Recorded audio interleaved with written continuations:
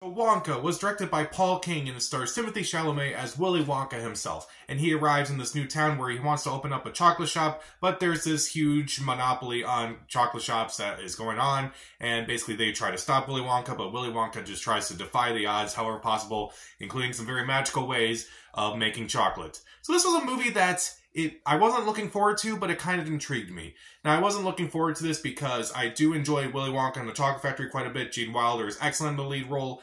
The less said about Charlie and the Chocolate Factory starring Johnny Depp, the better. And I was not really looking forward to yet another retelling of Wonka, even though this was a prequel separate from anything that's been done before. But I was interested because Paul King directed this movie, and Paul King previously directed the two Paddington movies, which I think are just charming and delightful, and they're very fun and very heartwarming, and I feel like those are the two movies that we really need right now. Those movies are actually really good, and they still hold up after rewatching them in preparation for this movie.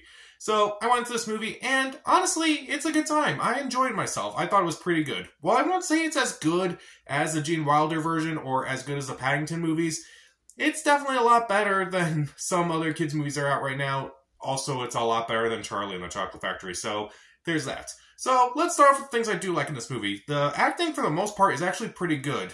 Timothy Chalamet is pretty good in this movie. I kind of feel like I feel like with him, the role is like this, it could be something like Vanity, but honestly, it actually does work. He actually does a really good job in this movie. I do believe his character, at least this version of him. And I also feel like his singing, honestly, isn't that bad. It's not perfect by any means, but it's not like I was cringing listening to him singing at all. I did like his friendship with Kala Lane in this movie. I thought she did a good job. Patterson Joseph as the main villain of the movie, I thought he was pretty fun. He was kind of a little over the top, like not too much where it's like you can't take him seriously, but it was just the right amount of corniness. And I guess this movie's pretty corny, but I'll get into that. Among other performances, Olivia Colman is also in this movie as another villain. I thought she did a really good job. Also pretty corny as well as Tom Davis. He's also another really goofy villain in this movie.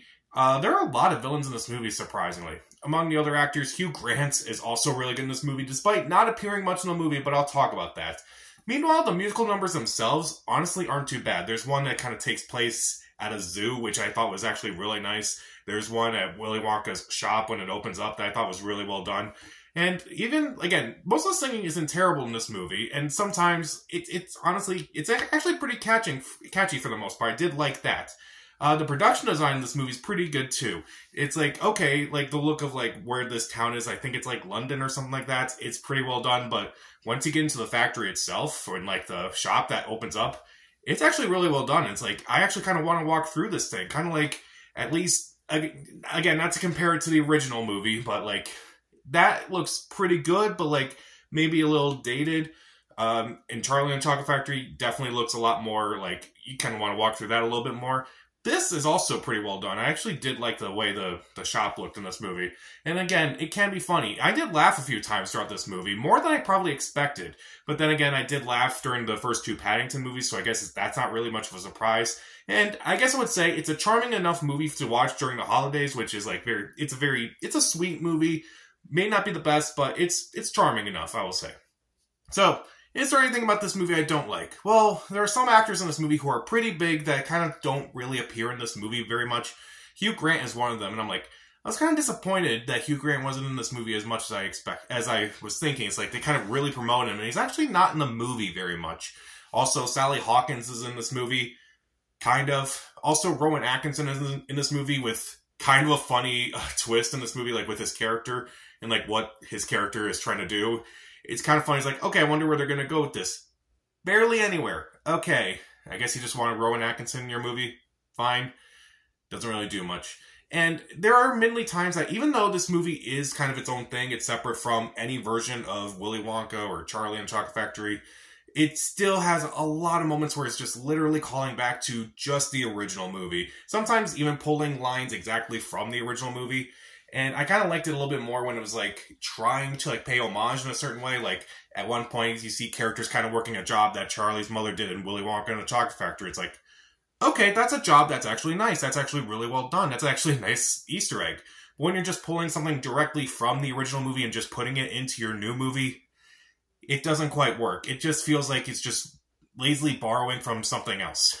And also, even though I said the visual style of this movie is pretty good, it's very well shot, but the CGI does not look great at times. Some of the visuals kind of look bad, and I think some of that's part of the charm of the movie, but some of it doesn't look great.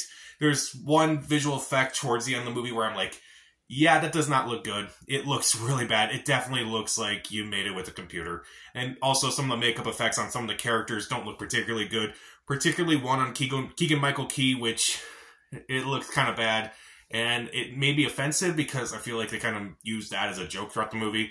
And also, this one I'm more mixed about. I kind of wish there was more explained about Willy Wonka and like his, like why everything he does is so magical.